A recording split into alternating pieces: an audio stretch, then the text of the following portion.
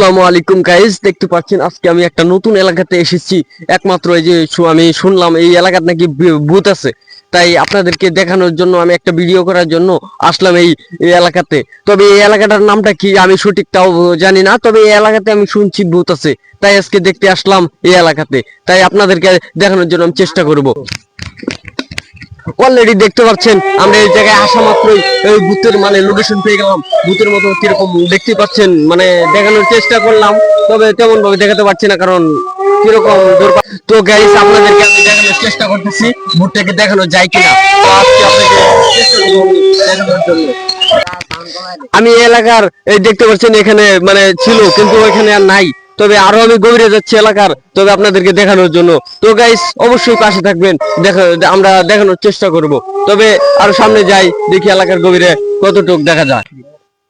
এখান দিয়ে একটা বেড়া আছে, এটা আমি পার হচ্ছি, পার হয়ে আপনাদেরকে ভূত দেখানোর জন্য। দেখি কতটুকু কি অবস্থা ভিতরে। আরো ভিতরে যাব, অনেক জঙ্গল মঙ্গল ক্রাশে দেখতেই পাচ্ছি। তবে আমি একটু ফাঁকা জায়গায় আছি, কারণ আমি একটু ভয় পাই।